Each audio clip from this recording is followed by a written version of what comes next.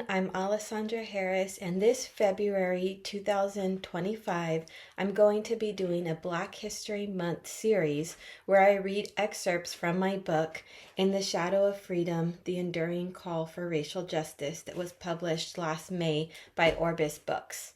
So today I'm going to be reading an excerpt from the Dredd Scott Supreme Court decision, and then I'm going to be talking about something that a lot of people don't know about, which was when Abraham Lincoln wanted all the African American people who were enslaved to leave the United States and settle in a different country. So I'm going to start by reading the Supreme Court decision in the Dredd Scott case. The Dredd Scott case went all the way to the U.S. Supreme Court, and Chief Justice Roger Taney issued a stunning blow not only to the Scotts, but to all African Americans in the United States. The first question Taney addressed was, can a Negro whose ancestors were imported into this country and sold as slaves become a member of the political community formed and brought into existence by the Constitution of the United States, and as such become entitled to all the rights and privileges and immunities guaranteed by that instrument to the citizen? One of which rights is the privilege of suing in a court of the United States in this cases specified in the Constitution.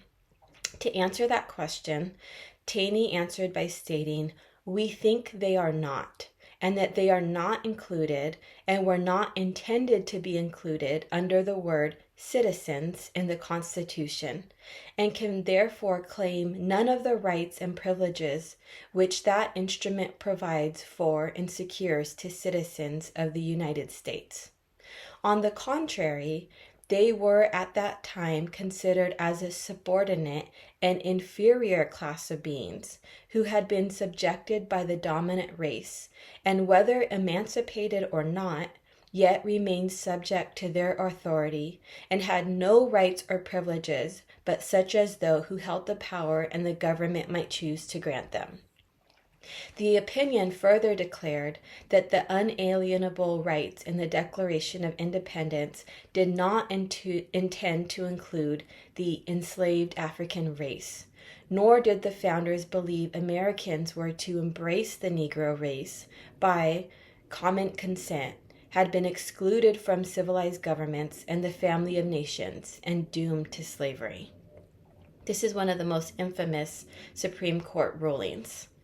Nicole Hannah-Jones describes how this notion of Black inferiority informed Abraham Lincoln during his presidency, when the country was at war with itself. Like many white Americans, he opposed slavery as a cruel system at odds with American ideals, but he also opposed Black equality. Lincoln believed that free Black people were incompatible with a democracy intended only for white people. So he decided in 1862 that at the same time he would emancipate the enslaved African American population in the Confederate States, he would also call for them to voluntarily leave the United States and resettle in another country. This idea, known as colonization, had been circulating since the 1790s and counted among its proponents presidents such as Jefferson and James Monroe. In 1816, a group of white enslavers and politicians in Washington, D.C. created the American Colonization Society, ACS, to promote the removal of free Black people who would be encouraged to leave the United States and resettle in West Africa. The ACS soon had chapters in much of the country, alongside other local organizations. It drew many adherents who were fearful of the growing population of free Black people following the American Revolution. They believed colonization could rid the nation of free Black people while protecting the institution of slavery. But some who opposed slavery embraced colonization too. Many white Americans across the political spectrum believed Black people held no place in American society as free citizens, and some abolitionists, Black and white, did not think free Black people would ever know real freedom here. On August 14, 1862, Lincoln brought 5 highly esteemed free Black men to the White House to sell the idea of colonization. He informed the men that Congress had appropriated $600,000 to ship the Black people he would free to another country. In his address, he explained his justification for the resettlement. Why should they leave this country? This is perhaps the first question for proper consideration. You and we are different races. We have between us a broader difference than exists between almost any other 2 races. Whether it is right or wrong, I need not discuss, but this physical difference is a great disadvantage to us both, as I think your race suffer very greatly, many of them by living among us, while ours suffers from your presence. In a world, we suffer on each side. If this is admitted, it affords a reason at least why we should be separated. Your race are suffering, in my judgment, the greatest wrong inflicted on any people. But even when you cease to be slaves, you are yet far removed from being placed on equality with the white race. You are cut off from many of the advantages which the other race enjoy. The aspiration of men is to enjoy equality with the best when free. But on this broad continent, not a single man of your race is made the equal of a single man of ours. Go where you are treated the best, and the ban is still upon you. The month after the meeting, Lincoln issued a preliminary Emancipation Proclamation that advocated colonization. That same month, in September 1962, Frederick Douglass, who was not invited to the White House meeting, published in Douglass's Monthly a scathing rebuke of Lincoln's colonization plan. It read, "In this address, Mr. Lincoln assumes the language and arguments of an itinerant colonization lecturer, showing all his inconsistencies, his pride of race and blood, his contempt for Negroes, and his canting hypocrisy. How an honest man could creep into such a character as that implied by this address, we are not required to show. The argument of Mr. Lincoln is that the difference between the white and Black races renders it impossible for them to live together in the same country without detriment to both. Colonization, therefore, he holds to be the duty and the interest of the colored people. Mr. Lincoln takes care in urging his colonization scheme to furnish a weapon to all the ignorant and base, who need only the countenance of men in authority to commit all kinds of violence and outrage upon the colored people of the country.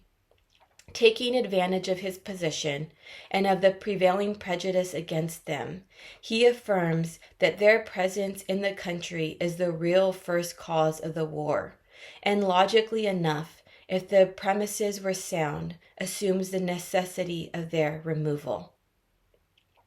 Douglass rebukes Lincoln's assertion that the presence of Black people caused the Civil War, stating, "Mr. Lincoln knows that in Mexico, Central America, and South America, many distinct races live peaceably together in the enjoyment of equal rights, and that the civil wars which occasionally disturb the peace of those regions never originated in the difference of the races inhabiting them." Instead, Douglass blames the evils of the institution of slavery for causing white hatred of Black people. Douglass further excoriates Lincoln's duplicity, stating, "Illogical and unfair as Mr. Lincoln's statements are, they are nevertheless quite in keeping with his whole course from the beginning of his administration up to this day, and confirm the painful conviction that though elected as an anti-slavery man by Republican and abolition voters, Mr. Lincoln is quite a genuine representative of American prejudice and Negro hatred, and far more concerned for the preservation of slavery in the favor of the border slave states than for any sentiment of magnanimity or principle of justice and humanity. The final version of the Emancipation Proclamation, issued on January 1, 1863, did not include the mention of colonization, and it allowed Black men to enlist in the Union Army, which contributed to the Union's success. British historian Sebastian R. Page claims Black colonization was almost doomed from the start. It lacked backing from legislators who would have to fund the plan, support from host states that would accept Black American emigres, and African Americans who rejected the idea and often had deeper familiar roots in the United States than the white people who had immigrated more recently from Europe. A botched colonization experiment that sent 415 African Americans to live in Ile aux Vaches, a small island of about 20 square miles off the southwestern coast of Haiti, in 1863 April, just months after the Emancipation Proclamation was issued, failed miserably and resulted in the U.S. government providing resettlement back to America for those who survived in March 1864. The Civil War would be fought beginning in 1861 until the Union claimed a victory in 1865 before all African Americans were granted freedom. The Emancipation Proclamation, signed by President Abraham Lincoln on January 1, 1863, granted freedom only to enslaved Black people in Confederate states outside Union control and did not immediately abolish slavery.